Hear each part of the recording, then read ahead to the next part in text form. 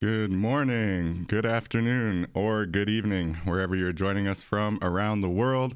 Welcome to Web3 Warriors, episode 58, featuring Shreya Bhan, an amazing artist and fashion designer and founder of Brushbound fashion brands. Welcome, Shreya. How are you doing today? I'm good, thank you. Thank you for having me. I'm so excited to be here and talk about all things fashion and Web3. That's it. That's it. I appreciate you joining us. Your art is truly breathtaking, and I'm really looking forward to being able to ask you about the fashion inspirations behind it, and also some other questions that I have on my mind. So yes, welcome everyone to Web3 Warriors. I am your host, David Karoma. I go by Chrome in the metaverse, and this week, as Shreya just mentioned, we're going to be looking at the intersection of art and fashion in Web3. And Shreya is an amazing guest to have on the show for that topic, because she does have a really cool fashion brand as well as an NFT, a collection of NFTs, or different NFT collections, I should say, that are really inspired by fashion. And the colors just pop out, and it's very clear that, you know, she's kind of merging the two industries, the two genres, and in a really interesting, creative way. So when we look at that intersection, right, between art and fashion, you know, right now, just this week, we had the Metaverse Fashion Week happening in the spatial metaverse, as well as Decentraland. Shout out to Holotopia and all the other groups involved with that. It's been really cool to see. There's been a lot of sustainability focus as well around that. So really cool to see just the way that already fashion is having a huge impact in Web3, and I think it has really from the beginning. When I first came into the space, looking at the metaverse, looking at what was possible, coming from kind of a gamer background, one of the first things I saw was just all the different type of wearables being sold as NFTs that you could wear in Decentraland or in crypto voxels. So it's always been a pretty interesting kind of angle of Web3, but I think it's really interesting to hear from people who have experience in the kind of traditional fashion world, or even just making actual tangible fashion items, and see how they see that kind of blending with the Web3 and the digital space. Another thing that I've seen is the phygital concept, right? So you can actually purchase an NFT, even a digital wearable, and actually get like the physical clothing that matches that wearable.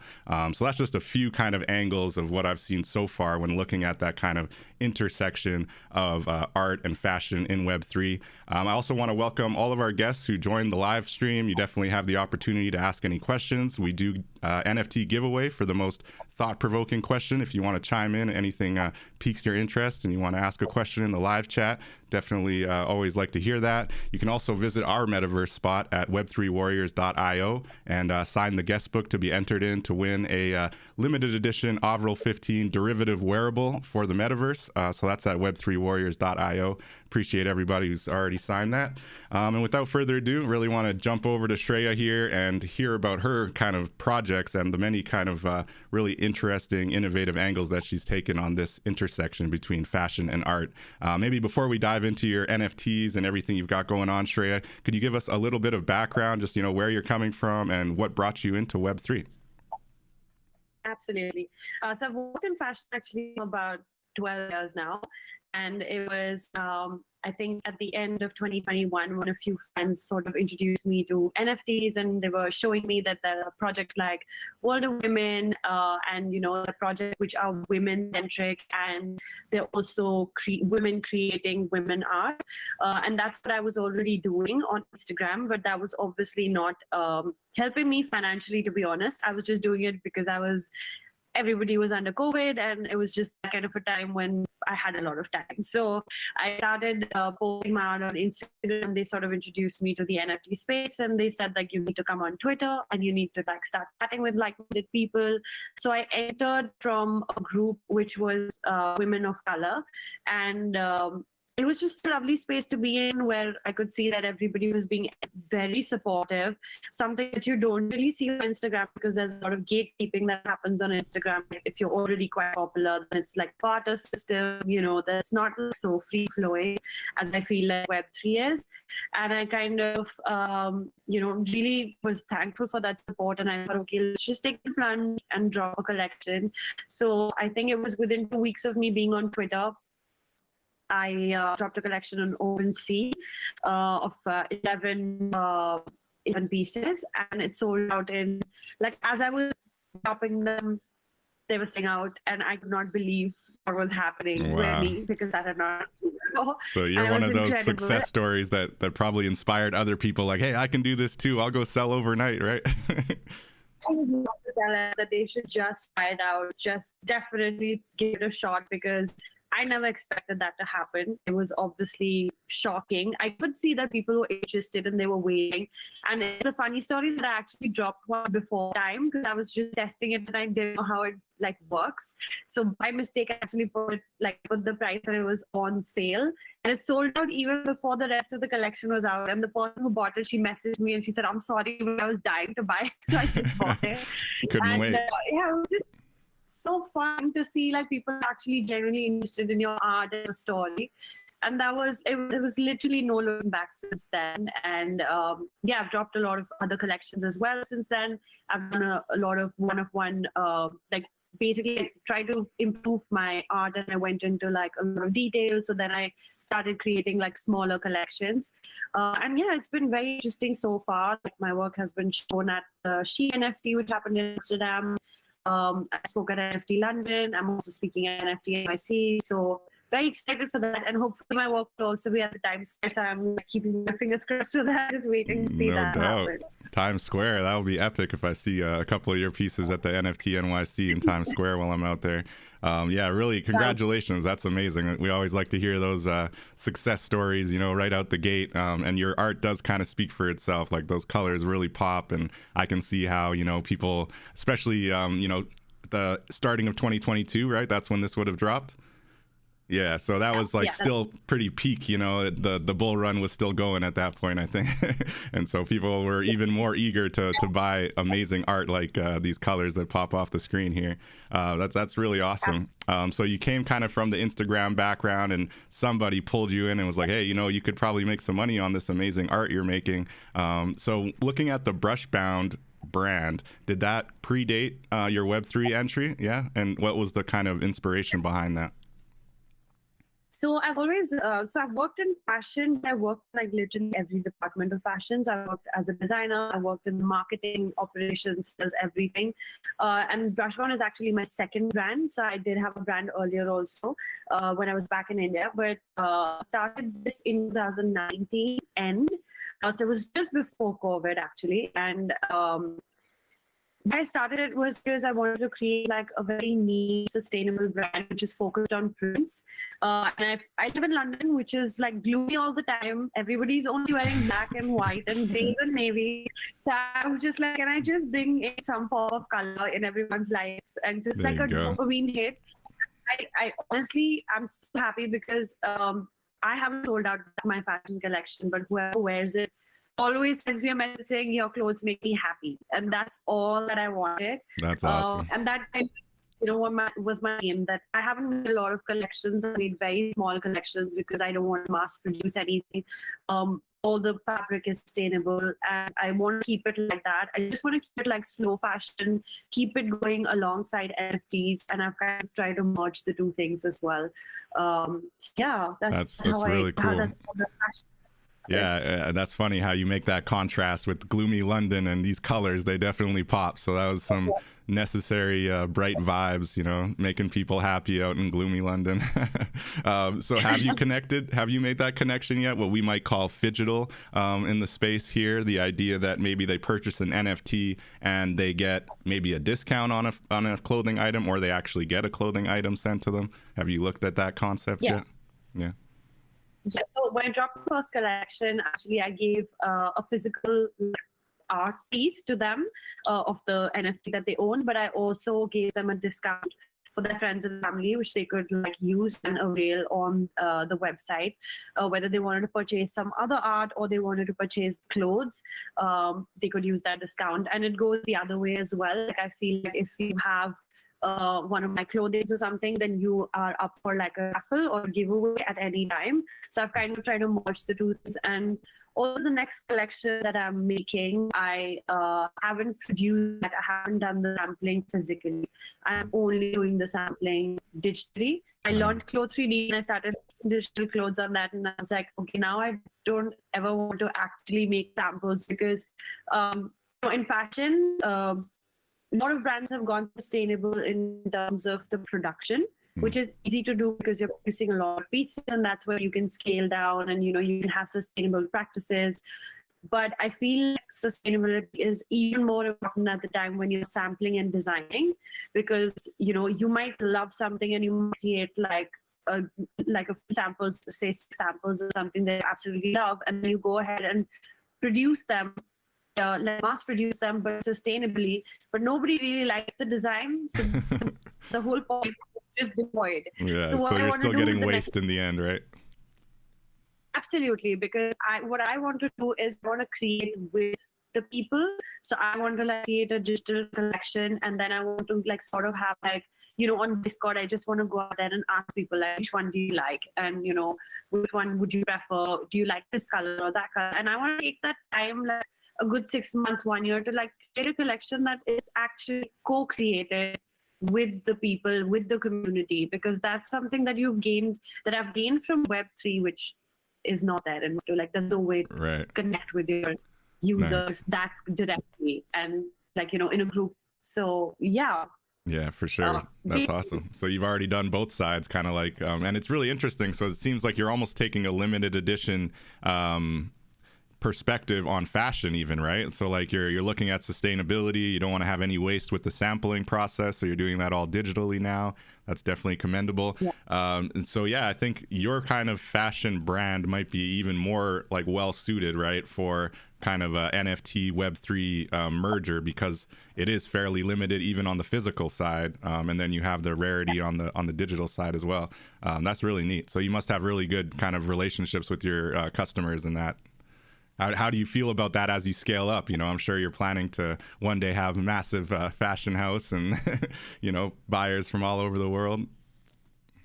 Can't wait for that to happen. But I want to take like slow steps, because, this space, Web3 is also evolving so quickly. Every day I am learning something new.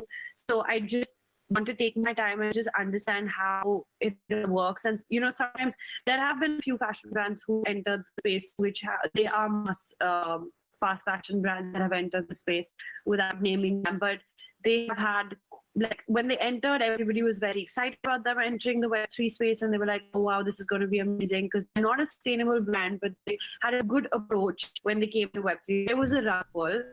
And I was so sad for so many people. So they were like, we trusted you in Web3 because you had a different strategy, but you pulled off a Web2 on us. So it's very important to like kind of time. I want to learn. I want to speak to people a lot more. So I feel like going for these events really helps, because I'm usually wearing my own brand, and then I just gain how you can't miss at any conference. Well, that's for sure. No doubt. But yeah, it's just because that's when I get to like really see everyone's reaction and what do they prefer, what do they not prefer, and all of that. And of course, Discord, I feel, is a great place to also connect with consumers. I haven't actively done that because I am just still getting a team together, because I'm just losing control over things right now, because there's just so much happening with the IRL brand and Web3 and all these conferences and everything. But I feel like it definitely has more scope of connecting with your consumers and understanding them. And clearly, the people who bought my NFTs are obsessed with colors and love the maximalist. So I got the right track with that. Yeah, it's cool because you're kind of targeting the same audience, right? It's just, and like people who are into art tend to be into fashion as well. And it's a very cool kind of niche that you've carved out there. It's really impressive.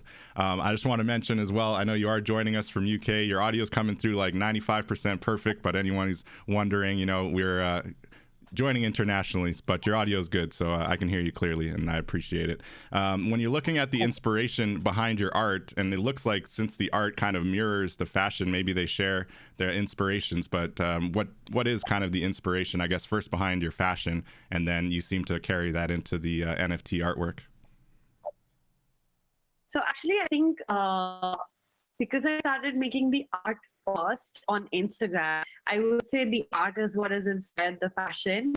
Although, like, I established the fashion brand before the NFTs. When I started making art, I actually got inspired. I think like COVID was a difficult time for everyone, and I felt like I've been working and there was never a pause, and I was just forced to like sit down and really think about like, do I want to do this for the rest of my life? Like, what is really happening?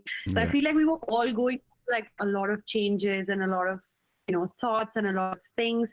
So what I wanted to really express with my art was I only just want people to look at my art and get happy.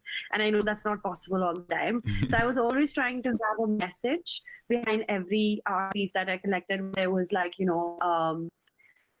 something like I'm done with negative thoughts and I would like to stay positive, or even if it was like a pun on something like that, even as a joke. But there is always like a deeper, maybe a heavier meaning behind everything that I was creating. But I used a lot of bright colors because I just wanted to reach out to as many people as possible. Nice.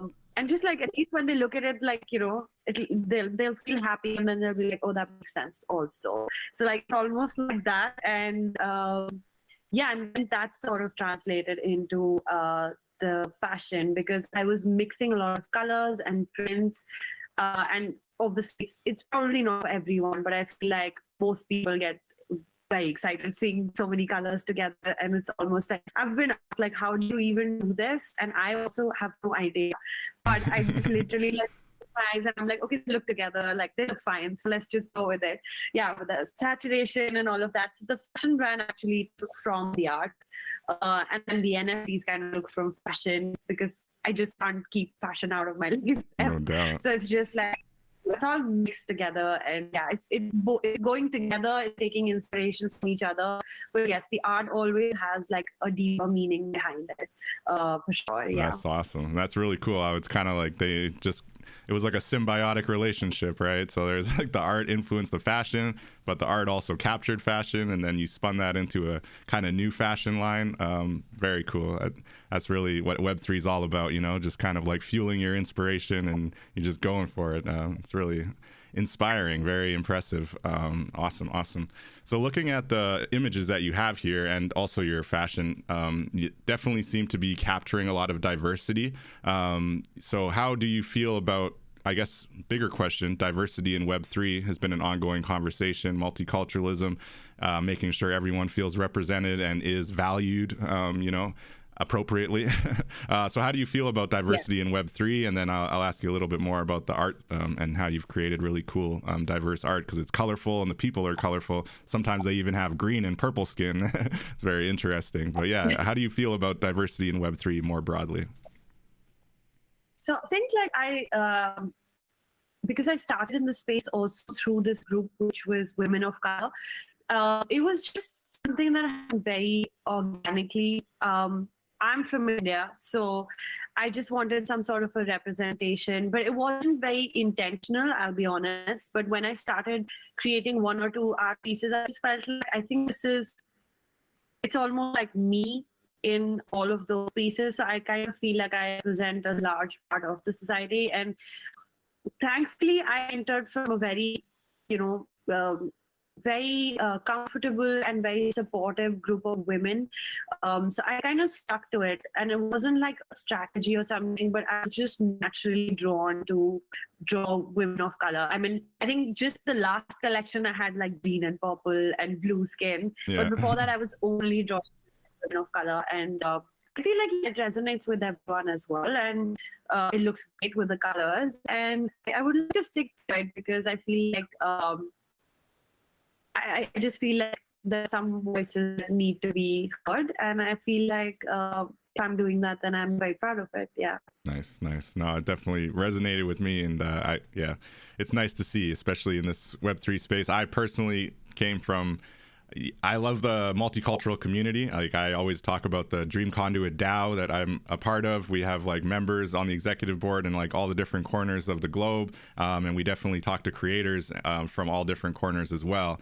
but I do, often see, whether it's on the front page of marketplaces or whether it's on the stages of certain NFT conferences, I don't see the same kind of multicultural representation. Like you said, you were brought on through a group that was women of color, kind of lifting each other up and supporting each other. And I think, I've been lucky to find the community that I've found that is very global, very multicultural, also like lifting each other up. But I guess I hope to see more of that in the kind of, maybe you call, mainstream of Web3.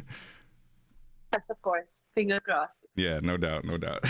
And on the green and purple skin, what inspired that? Was it just kind of otherworldly, or? Just curious. I was just wondering how many more colors I can add to it. No, I'm just kidding. It was just literally, it was just like I was just trying something out. I honestly did it by mistake the first time. I was like, okay, that looks very interesting. So I just thought like this can be like another collection, but like the essence is still going to be like it just represents women of color, whether purple and pink, but that's fine. Nice. But yeah, I'm still going to stick to the signature style for sure. This is just a small collection that I was just trying out, and it seems to be doing well. No doubt. No, it is really cool. The girls, you call them? Fashion girls. That's it. Yeah. Very cool. Awesome. So have you actually ventured into wearables at all, as far as like taking your fashion pieces and turning them into things that can be worn in the metaverse and kind of walk around with these colorful, amazing dresses or shirts or jackets? Have you looked into that or dabbled in that? I mean, I'm working on it, and I'm just learning so many new software, so it's a lot of time. But I did sort of did a collaboration with Fabricant. So I actually they had a sort of a competition, and we had to submit like style prints. So I submitted like 3 prints, and they got selected, and I won that competition along with a few others. And so they had converted those into wearables, which they were selling on their platform. And it was also sold to the World of Women community. So that was when I actually saw my, my prints as wearables in the metaverse. It was really amazing. There was a party that happened after, and it was incredible to actually see like, someone wearing a cape, which was like that, or like a bomber jacket, which had my print. So I found it really fascinating. So since the time that has happened, I've been working on like just, how I work on obviously working on the samples digitally, but also how to convert them into wearables. It's just a little technical. I'll get there. Yeah, it's definitely, you need to have a little bit of Blender experience or voxel, magic of voxel. Where I need to work harder, because I've learned Clo 3D, and that was absolutely because I've worked in fashion, so it was very easy for me to understand Clo 3D. Blend is where I need to like pause and spend more time on, for sure. Get the fine tuning down for sure. Yeah, no, the colors and the clothes in your pieces are just amazing. So I'm sure naturally it'll be very successful to have wearables that have the colors like that. I wanted to ask you about your Glutton Girls. I think that might have been the first collection I found of yours. I just thought it was so interesting. It's like these women looking like in high fashion, just pigging out on some tasty food, but still looking good while they're doing it, So what was the kind of inspiration behind this collection? And yeah, just really impressive. My second collection, and I am a huge foodie, so honestly that's where it comes from. I'm just obsessed with like fried chicken and like things like that. Like I just love like a nice burger or something. And I actually saw like a commercial on the television where they were talking about how they always show men having like these steak burgers and all of that. And I was just like, I'm sure you can show women also enjoying food at some point. We're not always supposed to be graceful and pretty and just not be messy. So that was literally where the thought came from, that, you can just be anybody. Just like if you can be a messy woman and you can still be like sing. So it has nothing to do. So I was just trying to kind of, it was almost like a fun portrayal of just women enjoying food. Like, let's just enjoy food the way we want to. So yeah, nice. I didn't think I would go ahead with the whole collection, but I was just enjoying it so much while I was making it. I was like, okay, this has to be like a 11-piece collection. It was a super cool concept. Yeah, very cool concept. Awesome. When it comes to blockchains, are you very partial to Ethereum? Have you looked at Tezos or Solana? Are you interested in minting on any other blockchains? I'm interested in minting on other blockchains, but so far I have always been on Ethereum. However, the clothes that the fabricant had released, which had my prints, was on Flow. Okay. So that was kind of interesting as well. I haven't done it on other blockchains, but I've like it's not something that I consciously doing, that I don't want to go to any other blockchain. I would love to explore them, but like I'm just like I said, there's just so much I'm learning every day. I just want to like take it all in and take right steps and slowly and steady and like just get No there. doubt. But yeah, So many I'm not angles, over eh? to any other. Yeah, there's just so much happening. It's like evolving every single day, and like I feel like for me, Web3 is not just like design or just for creators or just for people who are interested in art. I just feel like Web3 to me is just innovation. You can literally come up with anything, and you can sort of make it happen. Like it can be an intersection of like physical clothes with digital wearables, or it could be like a token, or you could have like a ticketing system for your fashion week, or like you can own a showroom in the metaverse. Like there's no end to it. So like it's almost like how far can you go? So I'm just literally push myself, like how far can I go and what can I come up with, which is like, new. Because finally there's a space where you can try anything and actually be one of the, first people to build a foundation on, because that doesn't happen in Web2. They're already, like I was talking this the other day, that there are already brands like, the Gucci and the Prada, which are established heritage brands, and there is no way that that my brand can ever, come close to that, because I've been there for years, and it would be so hard for me to break into that market otherwise. But what I'm bringing with me is Web3, which they don't know about, and obviously they are trying to enter the market with their own expertise, and like some of them have been successful as well. But at least I don't have that. I don't come with that preconceived fear of like, oh, I will never be able to break into this market. In Web3, I feel like I am creating the market with everybody else, and that's the biggest advantage of being in Web3. No doubt, no doubt. That's really inspiring. And do you think that, to your point, Web3 is really opening the door for fashion designers from maybe non-traditional backgrounds, or I don't even know, like looking in the Western context, right? Like you just said, established brands, or even like established cities, whether it's New York or Paris, right? And kind of these centers of fashion. Do you think that maybe fashion is being decentralized, and do you think that Web3 is opening up opportunities, I guess like what you just mentioned, right? But do you think that that's rippling across to other fashion lovers and people that are like amateur or independent would be a better word, fashion designers? As horrible as this may sound, but the fashion industry is a bit of a snobbish industry, unfortunately. We were talking about gaming and wearables. Like now, like I am very happy that things have turned around completely, because as an industry, fashion would never consider gaming as one of the important industries that can help them. Especially a luxury brand would never consider gaming to be part of their, their company. Like, how can gaming help us in any way? But now they've had to like come down and like understand and take the Web3 route and understand why wearables are important. And that's been the beginning of all things Web3. The whole virtual world and gaming and all of that has become so important. So they've had to, they're doing collaborations with Fox, and like, so they've had to understand how this industry works. I feel like it has been a leveler for the fashion industry to really like calm down and learn new things. There are more things that you need to learn about. It's not just like, you're sort of living in your own bubble. It like becomes like an echo chamber. So I think like this was the ice breaking that was fired, and surely a lot of big brands are learning about it, and some of them are smart enough to enter the space with the help of Web3 experts, which I really appreciate, because I don't think you can train your innovation and design team to just understand how Web3 brands. Like they could read about it, they could read all the articles, but they will never be able to actually apply things. So you need to get someone who's actually worked in the Web3 space. So I feel like the brands that are getting people from Web3 to actually join their teams are doing the smarter thing. But brands that are just like asking their current staff to read up about it is not really going to help.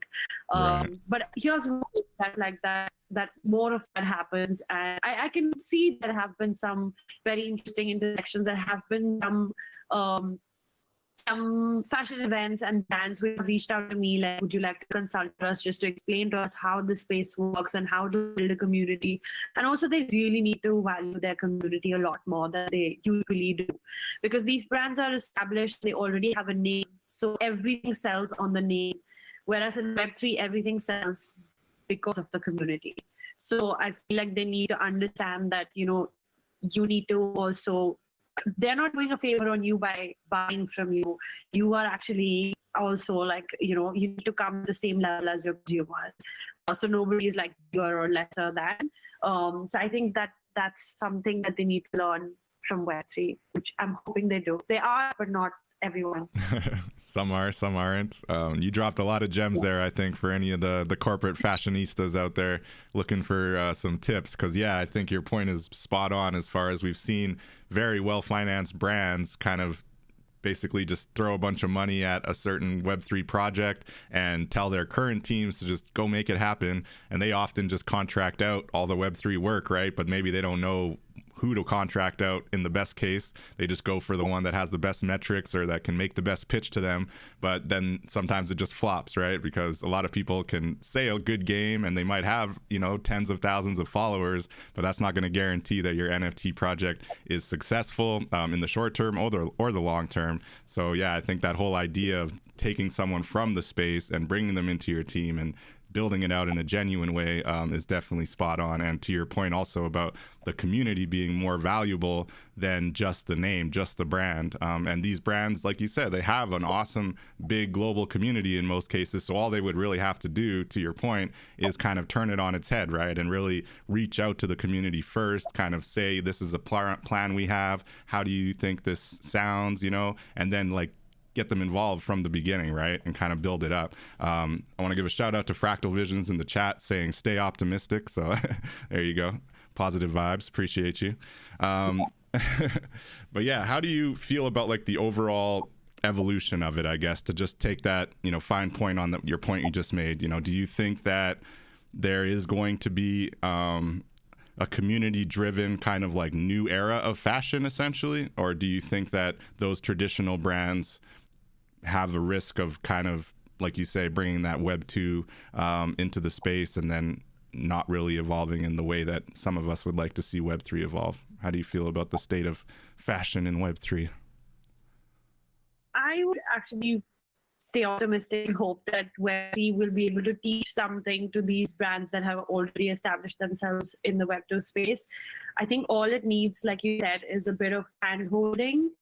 There are so many platforms which are already established, which have like, retail platforms which have so many buyers and like loyalty and all of the loyal customers and everything.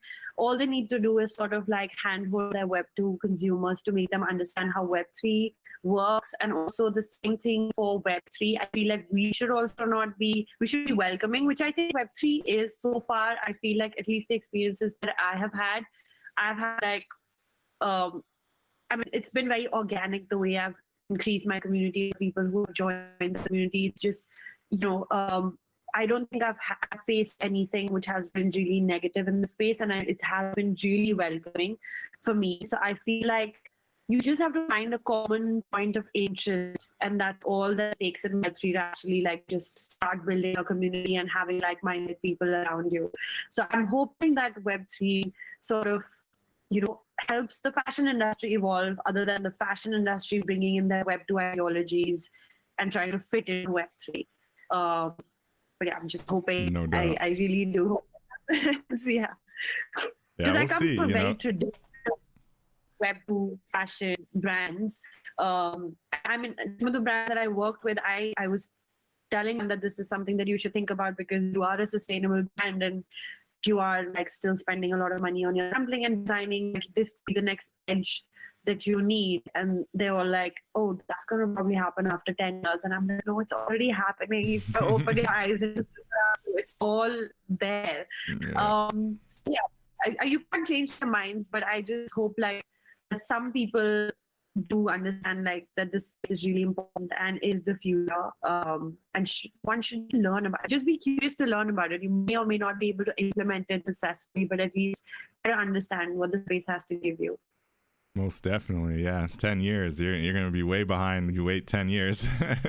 That's interesting, but not surprising. I think some people just think the whole digital space is so far away, and the digital takeover. Meanwhile, people like us are here trading, making money. Some are selling their artwork, selling fashion pieces, selling both physical and digital pieces together on the blockchain. So, it's on, it's going, it's happening already. So I did want to mention we have a mutual community that is the Avril 15 fan community. I noticed you had an awesome submission for the Avril 15 art collection, and I've always been inspired by the metaverse and really the lore of the metaverse that this Avril 15 project has brought in, along with their really detailed, amazing, colorful artwork. I'm just curious, what brought you into that community and maybe what inspired this specific piece that you submitted for their art submission earlier this year. It's a really, really cool piece, the Avril's mixtape there. Yeah. So Avril was one of the first, I think, communities and the artwork that I saw. It was like when there were not even 1,000 people, I think, on the Discord. And one of my friends who introduced me to the space, she was one of them. And she was like, you have to see their art. It's amazing. And when I saw it, and I just blew my mind. And I was like, I have to know these people at some point. Like, I need to like just meet them, speak to them, and just understand. Because I'm in awe of their art. I mean, that just goes without saying. But also the community is just so, again, so supportive, so welcoming, and so encouraging. And I had, I think, when I started off, which was a year ago, I had posted, they had a coloring competition, and I had taken part in that as well. Nice. And I got so many, so many people got added to my community from them, which was amazing. I never expected that to happen. That's like a very solid, strong community, and it's like so positive, and like I have never seen any like chat in the Discord which has been like, anything has been disturbing or anything which has been like negative at all. It's just the best community. It's super chill and it's just lovely people. And then of course they had the season 3 competition. I don't have an adult till now, so I was like, I need at least a free allocation ticket. I just need it. Nice. So my friend Daniel Khan, he had he was also working on one of the pieces, and he's also an incredible artist and very active in the Avril community as well. So he obviously prompted me to also take part, and I loved the prompts that they'd given. It was nostalgia. So I literally sat down, I'm like, what does nostalgia mean to me? And it got me to think about all these things, like the mixtape and like, Tetris and all these things. So all the things that I could think of which kind of were nostalgic to me, I put those things together, and then I splashed color on them and prints on them. And I absolutely love that piece. I'm so proud of it, and I'm so happy that it was for the Avril community because, they're the best. So you got your season 3 allocation? I did. Nice. Congrats. I got my season 2. We rock it for the show, actually. It's our proud PTR at our PFP that we always like to rock. This is our season 2 Avril. And Jagar, shout out to Jagar. He's an amazing Voxels creator. He built a wearables derivative of our Avril 15 helmet, the purple helmet that she has with the glasses. So yeah, it's super cool. Yeah. So I'm a big fan. Me too. Yeah, it's a really interesting, welcoming, and inspiring community. And I find so many artists through that community. It's just amazing. And it always kind of fits the cyberpunk kind of brand, the bright purples and blues and greens. And I love it. It's just, it's on point.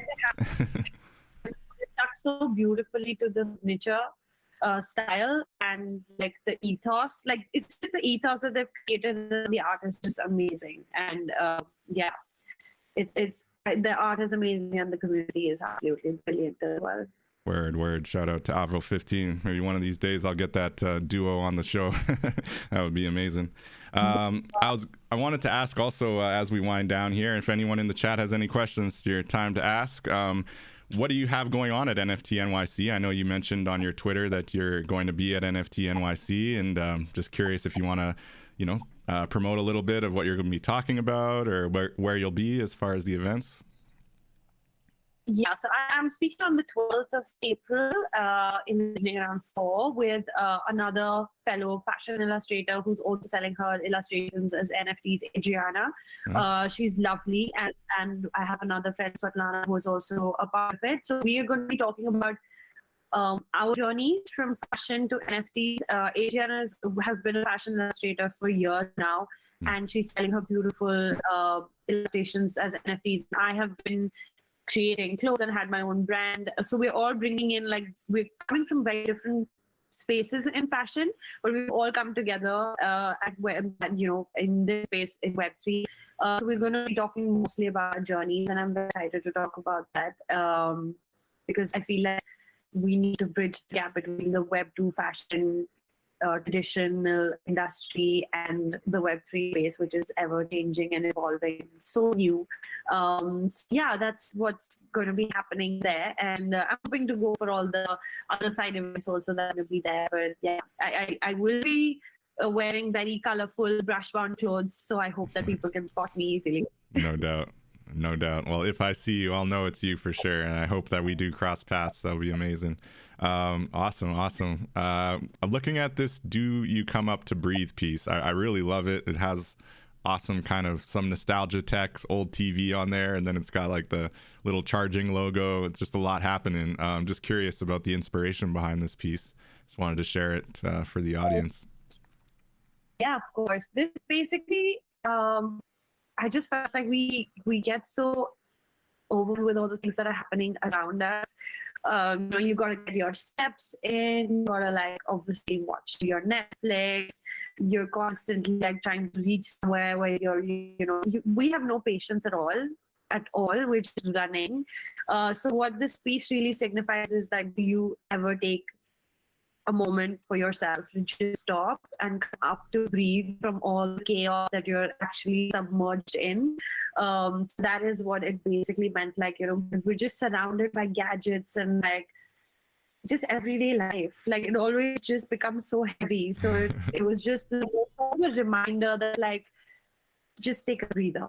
I had to say that to myself also, so that's why I was like, okay, because I spent a lot of time on this piece. It was hard, but yeah, I really like the piece as well, because that's why I feel like I use all these bright colors, but there's always like a very deep meaning behind all of them.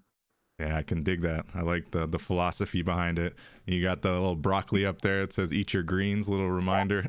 Yeah, very cool. So we do have a question from the chat. Shout out to Fractal. He's asking, or they're asking, do you have any other artists who you look up to that are traditional artists and not yet in the Web3 world?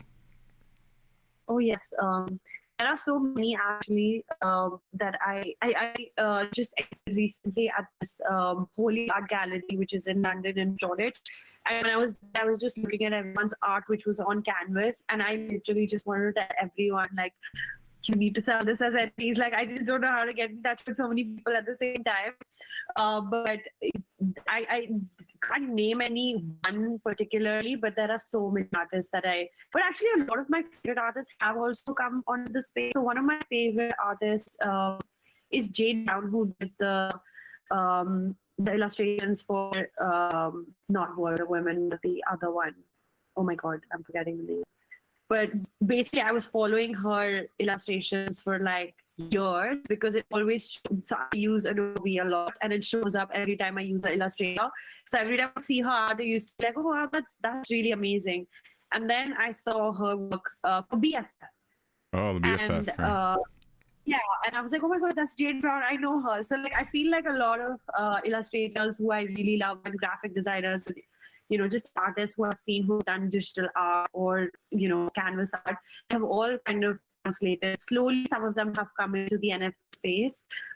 There's an artist called MJ Ryle, who's already on Twitter. She's pretty popular. She used to host Amplify Women on Twitter Spaces. She's a traditional artist and does beautiful oil paintings, and she has also been selling NFTs. So yeah, I feel like a lot of people have made the transition, but for anybody else who wants to, I'm happy to always sell and market the idea of coming onto this space always. No doubt, no doubt. Yeah, it's funny. I was at Art Basel Miami last year, and we went to one of the art spaces, and there were some NFTs there. I would say it was maybe like 10-15% of the art there had an NFT connected to it, and all the ones that didn't, I had to ask. I'm like, oh, are you on the blockchain yet? Like, you know, and then some of them would be like, oh no, not yet, I really want to though, and they'd like ask me questions, and then others would just like roll their eyes like, no, not interested, like I don't want to put my work on the blockchain, you know. But it's funny that you mentioned that. Yeah, you know, definitely that's what we're all about, especially at the Dream Conduit. You know, we're really trying to push creators to see what's possible in Web3, and really that it is a new creator economy. There's nothing stopping you. You don't have to put anything else on hold in order to come over here and try some NFTs and mint your work, you know? So yeah, it's an interesting ongoing conversation. The only thing that I can do is just talk about my journey and just hope that like that inspires somebody that like, well, I honestly tell everyone, if I can do it, you can totally try it out. So I mean, that's why I like talking about like what's the journey that I've had, because I just want more and more people to just, you might not actually drop a collection, but just come onto the space and just speak to people who are just interested in art and like just have the same, you know, sort of positive, like-minded mindset. And that's all that you require, really. No doubt. No doubt. That's great advice for sure. And Fractal was also asking, I know you mentioned Illustrator. Do you do these pieces on Procreate, or you use a combination of software? I use Procreate and Photoshop. I keep like going back and forth between the two of them. Some pieces I think I can just like maybe finish on Procreate, but then it's when I go to Photoshop that I mess with the colors really. That's where that happens. Yeah, I could imagine. Yeah, that's where you get really into the weeds of the contrast and all the different color options, right? Yes, absolutely. No doubt. Yeah, he's saying very high quality. He's very impressed. He likes this piece I got up here, which is your coming up to breathe. Great philosophical piece, very colorful. Still 19 editions left. You want to check that out on Known Origin? Check out Shreya Bhan. You can get 1.05 Ethereum. Let's go. Very cool, very cool. Thank you, Fractal, for that question. It's really awesome. So I'm wondering also, when it comes to, I mean, I guess you just hit on it a little bit, leaning on your story, leaning on the inspiration behind kind of what you've been able to do and accomplish already. But do you get pushback maybe even from friends and family? Like, are you still having to kind of defend the blockchain, or at least justify the reasons to get on it? And what are you saying to those people who maybe are still listening to the FUD, as we call it, the fear, uncertainty, and doubt? But yeah, what are your kind of advice to those people, or talking points? So I think it was very hard to explain it to people in the beginning, because they were just like, okay, she's losing it. What is the matter with her? Because I also quit a job at the same time. It just happened at the same time. It wasn't like intentional, but I kind of was enjoying the space so much, and it is demanding. You have to be on Twitter, you have to go on Twitter Spaces and all that, and obviously you enjoy it, you don't even realize, but it was getting really hard with having a job. But it sort of happened at the same time. But like, yes, there were a lot of questions that I had to answer in the beginning. But then once like a few collections sold out, and then that's when I did ask a lot of my family and friends to join Twitter and see what's really happening, so they can see how people are being appreciative of the art. And it's not just like, I'm not just sitting on Twitter and just tweeting, like you can see what people actually think about your art. And so I think that changed a lot of, minds, and it got a lot of time. But yes, when the market went down, then there was a lot of questions, and everyone was like, what do you think? And like, how this is not really good, it's not sustainable, is it though? And like, yes, it was quite a difficult question to answer, because even I was feeling the hit as an artist. Of course, when I started, it was a different thing. Later it was different, but I was just, according to me, and this is my personal opinion on it, is that I think a lot of decluttering happened because of the market crashing, because there were a lot of people who were there for a quick buck, and they could not sustain, and they were like, clearly we're not making any money from this, so we need to leave, which I think is a thing, because now the people who genuinely care and understand the space and are willing to change with the times are still here and are still talking about it. And the thing is that in the back end, although the market is a bit down right now, but in the back end, there are just brands building. There are just more and more people coming into the space, and so many more interesting and innovative ideas are coming up. And like you can see how music has become such a huge part of it, and just so many things. So I just feel like the expansion has been massive, but it's only going to show like maybe a year down the line or something. So people who don't have that vision and don't understand it have left, and maybe it's fine. Maybe this wasn't for them, but I'm here to stay, and I just want to see how the space like evolves even more, and kind of like I think it had to happen. There had to be like I mean, after all, it is like it is a cryptocurrency. It will go up, down, and all of those things. But I still feel like it had to happen, and it happened like a sort of a correction in the community more than anything else.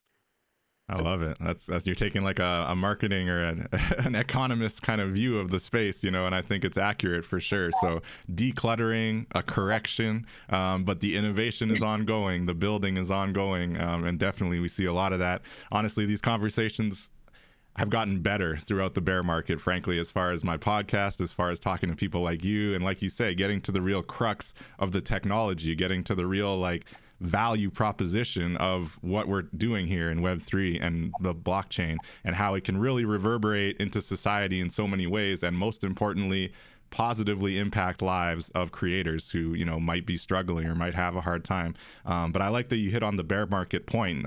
How are you navigating it from a financial perspective? Like you say, it is a little bit slower, it might be a little bit harder to sell out right away or whatever the case may be. How do you feel artists should navigate it, and how are you personally dealing with it? I think how I sort of navigated it was to be like super patient, which was really hard, because when like you put up something, you already see like there's interest in it, like if it's out, that's amazing. But there had to be like some sort, like I had to change the pricing a bit for sure. I had to definitely get into editions, which is something that I had not done earlier. I went and I actually took the time to go further into detailing and like, creating a more like expensive piece. So I created like the Avril piece, and Do You Come Up to Read like much later. This was like at the peak of the bear market, like when things were really not okay. And I know that they still haven't sold out, but I'm just happy that I took the time and I spent the time to create such elaborate pieces. But they're really important to me. And like I said, I didn't just create them to just sell them. And I've never done that even before. Of course, I would love my art to be with other people, but that was not the purpose that, I am just going to make 10 and I hope I sell and I start making more.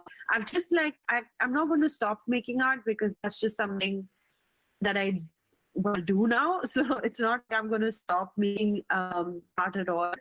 But yes, I had to understand that the pricing needs to be slightly different, and maybe it's not important for me to show a new work on Twitter every few days, but if I just come up and just show myself and just talk to people and just engage with them, that's probably good enough.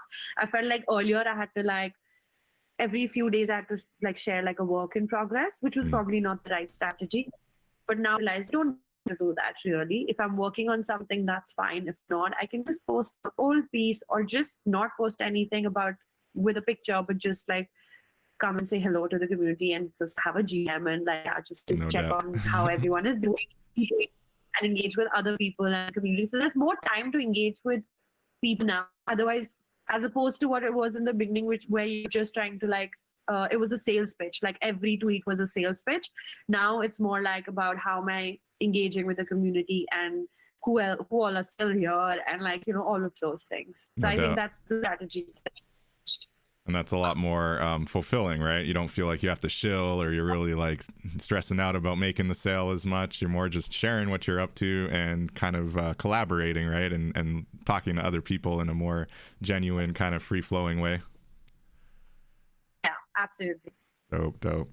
Well, this has been a really amazing conversation, Shreya. I really appreciate all your input, and I really hope we do cross paths in NFT NYC, and I hope to see more of your amazing, colorful fashion in the metaverse as well.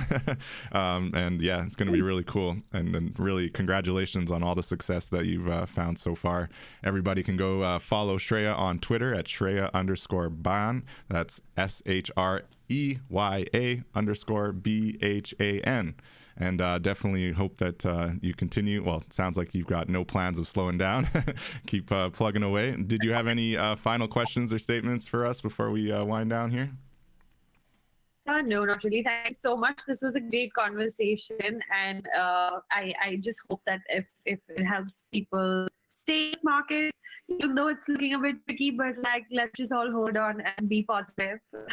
And yeah, thank you so much for having me. This was absolutely wonderful, and I'm definitely going to see you at NFT NYC. Look forward to it. Dope, dope. We'll make it happen for sure. Well, thank you everyone who's tuned in on the live stream. We'll have the podcast live on the major networks by tomorrow, and we'll have the video archive as well up by tomorrow on YouTube. And until next week, we'll catch you all